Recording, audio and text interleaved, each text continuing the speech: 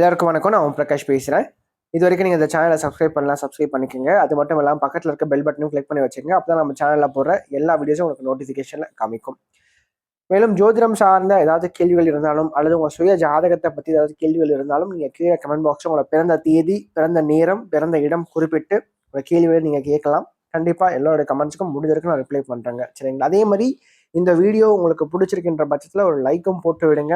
நிறைய லைக்ஸ் வர தான் இன்னும் மேற்கொண்டு வீடியோஸ் நிறைய போடணுன்ற ஒரு தூண்டுதல் எனக்கும் வரும். சரிங்களா? முடிஞ்சிருக்கும் இந்த வீடியோ பார்க்குறவங்க ஒரு லைக்கை போட்டுட்டு கமெண்ட்டை போட்டுட்டு உங்களோட வீடியோ நீங்கள் பார்க்க ஆரம்பிங்க. சரி, வாங்க இப்போ வீடியோக்குள்ளே போகலாம். இந்த வீடியோ என்ன பார்க்க போகிறோம் அப்படின்னா, தனுசு ராசி மூல நட்சத்திரத்தில் பிறந்தவங்களுக்கு 2025 ஆண்டு ஜூலை மாத ராசி பலன்களை பற்றி நம்ம தெளிவாக பார்க்க போகிறோம். இந்த ஜூலை மாதம் எத்தகைய மாற்றங்களை கொடுக்க போகுது, என்னென்ன விஷயம் உங்களுக்கு சாதகமாக இருக்குது, இதெல்லாம் சாதகமற்ற தன்மையில் இருக்குன்னு சொல்லிட்டு தெளிவாக பார்க்கலாம் வாங்க. தனுசு ராசி அதிபதி யாருன்னு பார்த்தீங்கன்னா குரு பகவான். தனுசு ராசி காலபுருஷனுக்கு பாக்கியஸ்தானமாக வருதுங்க. இல்லை மூல நட்சத்திரம் முதல் நட்சத்திரமாக வரும் தனுசு ராசியை பொறுத்த வரைக்கும். மூலத்துடைய அதிபதி யாருன்னு பார்த்தீங்கன்னா கேது பகவான் தான். சரிங்களா? கேதுனுடைய நிலை இந்த மாதம் எப்படி இருக்கு? அதாவது கேது ராசிக்கு பாக்கியத்தில் தனித்திருக்கிறது வேற, இந்த செவ்வாயோட கூடி சேர்ந்து இருக்கிறது அப்படின்றது வேற. இப்போ இந்த செவ்வாய் கேது சேர்க்கை என்ன பண்ணும்? கொஞ்சம் குழப்பங்களையும் தடை தாமதங்களையும் கொஞ்சம் உண்டு பண்ணும் அப்படின்னே சொல்லலாம். குறிப்பாக இந்த காலகட்டத்தை பொறுத்த வரைக்கும் பார்த்தீங்கன்னா செலவுகள் சார்ந்த விஷயங்கள் சற்று அதிகமாக இருக்கும். வருமானம் ஒரு பக்கம் அதிகமாக இருந்தாலும் இன்னொரு பக்கம் செலவுகளும் சேர்ந்தே இருக்கும் அப்படின்னே சொல்லலாம். ரெண்டாவது, இந்த காலகட்டத்தை பொறுத்த வரைக்கும் ஏதாச்சும் ஒரு நிலம், பூமி சம்பந்தப்பட்ட விஷயங்கள், இடம் சார்ந்த விஷயங்கள், தொழில் சார்ந்த விஷயங்கள்ல சின்ன சின்ன தடைகள் கண்டிப்பாக இருக்கும். அதன் பிறகுதான் அந்த காரியமானது கை கொடுக்கும். ஒரு காரியத்தை எடுத்து அந்த காரியத்துல சில தடைகளை கொடுத்து அதன் பிறகு வெற்றியை கொடுக்கும் இந்த இணைவு. ரெண்டாவது, ராசிக்கு 7ஆம் இடத்துல பாக்கியாதிபதினு சொல்லப்படக்கூடிய சூரியனும் குருவும் சேர்ந்திருக்காங்க. இந்த சூரியன் குரு சேர்க்கை என்ன பண்ணும்? அரசு சம்பந்தப்பட்ட வழியில ஆதாயங்களை உண்டு பண்ணி கொடுக்கும். குறிப்பாக அரசாங்கத்துல நீங்க ஏதாச்சும் ஒரு உத்தியோகத்துக்காக முயற்சி பண்ணிட்டு இருக்கீங்க, அல்லது ஏதாச்சும் ஒரு போட்டித் தேர்வுகளுக்காக எக்ஸாம்ஸ்க்காக நீங்க ப்ரிப்பேர் பண்ணிட்டு இருக்கீங்க. இப்போ செய்தி, அதாவது நல்ல ஒரு செய்தி கிடைக்குமா கேட்டால் கண்டிப்பாக நல்ல செய்தி காத்துட்டு இருக்கு. அரசு வேலை கிடைக்கிறதுக்கான வாய்ப்புகளை இந்த சேர்க்கையானது உங்களுக்கு அதிகப்படுத்தி கொடுக்கும், மிகைப்படுத்தி கொடுக்கும் அப்படின்னே சொல்லலாம். ரெண்டாவது, இந்த காலகட்டத்தை பொறுத்த வரைக்கும் 7ஆம் இடம் கலத்தரஸ்தானம் ஓரளவுக்கு வலுவா இருக்கிறனால திருமணம் சம்பந்தப்பட்ட சுபகாரியங்கள் சிறப்பாக நடந்து முடியும். நல்லதொரு வாழ்க்கை துணை தற்போது கிடைப்பாங்க அப்படின்னே சொல்லலாம். சரிங்களா? குறிப்பாக காதல் வாழ்க்கையை பொறுத்த வரைக்கும் ஓரளவுக்கு நல்லா இருக்குங்க. சரிங்களா? பிரச்சனைகள் இல்லாமல் ஓரளவுக்கு சுமூகமான ஒரு வாழ்க்கையை இது ஏற்படுத்தி கொடுக்கும் அப்படின்னே சொல்லலாம். ரெண்டாவது, புதன் 8ஆம் இடத்துல மறைஞ்சிருக்காரு. மறைந்த புதன் நிறைந்த கல்வி அப்படின்ற மாதிரி நல்ல ஒரு புத்திசாலித்தனத்தை கொடுப்பார். படிப்பு சம்பந்தப்பட்ட விஷயங்கள், குறிப்பாக மாணவ மாணவர்களை பொறுத்த வரைக்கும் இந்த காலகட்டங்கள் ஒரு சிறப்பான ஒரு வளர்ச்சியை வாழ்க்கையில ஏற்படுத்தி கொடுக்கும். இவங்களை பொறுத்த வரைக்கும் அப்படின்னு சொல்லலாங்க. படிப்புல அதிகமான ஆர்வம், அதிகமான ஈடுபாட்டை இதுவரை ஏற்படுத்தி கொடுக்கும். குறிப்பாக இந்த மாதத்துடைய 2வது பகுதி ரொம்ப நல்லா இருக்கு இவங்களை பொறுத்த வரைக்கும். அதற்கு காரணம் சூரியனும் புதனும் இந்த மாதத்துடைய 2வது பகுதியில ராசிக்கு 8ஆம் இடத்துல சேர்ந்து மறைவாங்க. சரிங்களா? இந்த 8ஆம் இடத்துல இத்தகைய இணைவுகள் இருக்கிறது அப்படின்னு பார்க்கும்போது நல்ல அறிவுத்திறனை கொடுக்கும், மேம்படுத்தும். அது மட்டும் இல்லாம படிப்புல ஈடுபாட்டை அதிகப்படுத்தி கொடுக்கும், மற்ற விஷயங்கள்ல கவனச்சிடல குறைக்கும். ஏன்னா குருவும் ராசியை பார்க்கறதுனால அறிவுத்திறன் அதிகமாக இருக்கும். எந்த ஒரு சூழ்நிலையும் அதாவது தெளிவா யோசிச்சு ஒரு முடிவு எடுப்பீங்க, குழப்பிக்க மாட்டீங்க. ரெண்டாவது, அந்த அனுபவ அறிவுன்றது தற்போது அதிகமாக கிடைக்கும். ரொம்ப நாலேஜபிளான ஒரு மெச்சூர்டா பிஹேவ் பண்ணுங்க அப்படின்னு சொல்லலாம். சரிங்களா? மேலும் ராசிக்கு 4ஆம் இடத்துல சனி பகவான் இருக்காருங்க.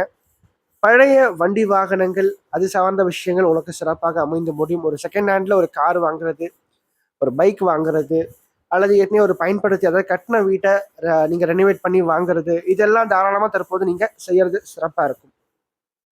ஏன்னா இந்த ஜூலை மாதம் 13ஆம் தேதிக்கு பிறகு சனி பகவான் வக்ரம் பெறாருங்க. சனி வக்ரம் பெறதுனால இது உங்களுக்கு ஒரு சிறப்பான ஒரு ஏற்றத்தை கண்டிப்பாக வாழ்க்கையில கொடுக்கும்.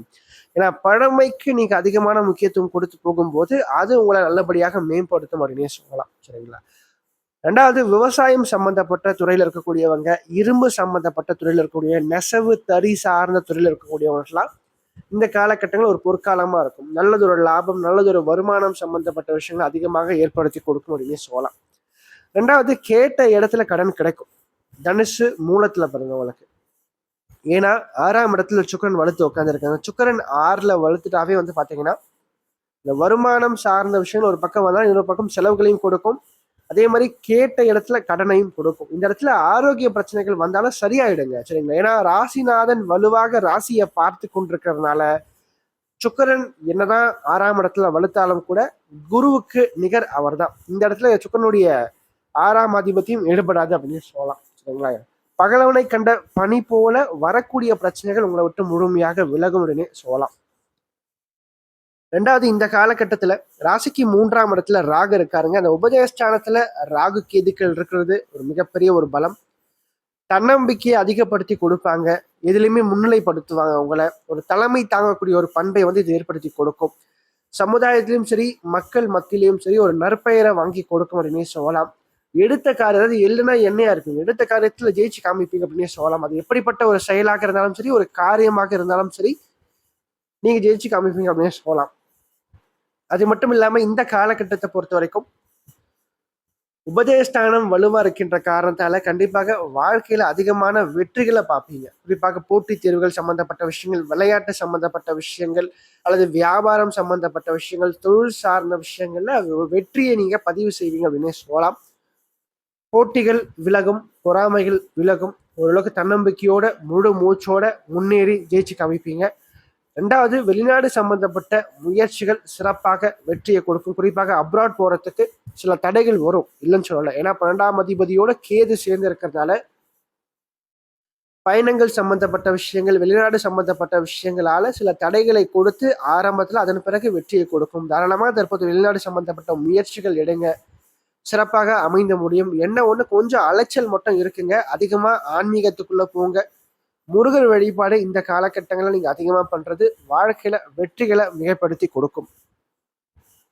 அதே போல சந்திராஷ்டம நாட்களை பொறுத்த வரைக்கும் ஜூலை மாதம் 24ஆம் தேதி காலை 11 மணி முதல் ஜூலை மாதம் 26ஆம் தேதி மதியானம் 3:52 வரைக்கும் சந்திராஷ்டமம் இருக்குங்க.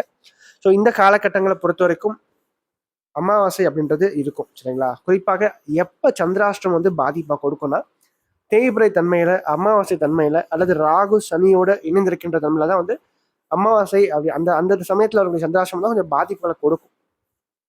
ஸோ தனுசுல பிறந்தவங்களுக்கு இந்த காலகட்டங்கள் கொஞ்சம் சவால்கள் நிரம்பிய ஒரு காலகட்டமா இருக்கும். நீங்க செய்யறது சரின்னு சொல்லிட்டு இறங்கியா தவறா தான் போகும். அதனால முடிஞ்ச வரைக்கும் பாத்தீங்கன்னா இந்த காலகட்டங்கள்ல முக்கியமான விஷயங்களை தவிர்த்துருங்க. மனதை ஸ்திரமாக வைத்துக் கொள்ளுங்க, அகலக்கால் வைக்காதீங்க. பணம் கொடுக்கல் வாங்கல் விஷயங்கள், வேலை தொழில் சார்ந்த இடங்கள்ல இருக்கக்கூடிய சிக்கல்கள் கொஞ்சம் அதிகமா இருக்கும். கொஞ்சம் கவனமா இருங்க, விட்டு கொடுத்து போங்க. ஸ்ட்ரெஸ் அப்படின்றது கொஞ்சம் அதிகமா இருக்கும் இந்த காலகட்டங்களில். தனிமையை தவிருங்க. அதிகமா வந்து ஆலய வழிபாடு மேற்கொள்ளணும். குறிப்பா முருகர் வழிபாடு பண்றது சிறப்பாக இருக்கும். மேலும் இந்த வீடியோ உங்களுக்கு பிடிச்சிருந்தா லைக் பண்ணுங்க, பிடிக்கலன்னா நீங்க தாராளமா நீங்க டிஸ்லைக்கும் பண்ணலாம், சரிங்களா? அதே மாதிரி இந்த வீடியோ பத்தின ஏதாவது கேள்விகள் எதுவாக இருந்தாலும் நீங்க கமெண்ட் பாக்ஸ்ல கமெண்ட் பண்ணலாம். அது நல்ல விஷயமா இருந்தாலும் சரி, கெட்ட விஷயமா இருந்தாலும் சரி, உங்களோட தோன்ற விஷயங்கள் நீங்க கமெண்ட் பாக்ஸ்ல கமெண்ட் பண்ணுங்க. அது சரியா இருந்தா இன்னும் எனக்கு பூஸ்டப்பா இருக்கும். அது தவறான ஒரு இதுவா இருந்தா நான் அதை திருத்திக்கிறேன், சரிங்களா? நன்றி, வணக்கம்.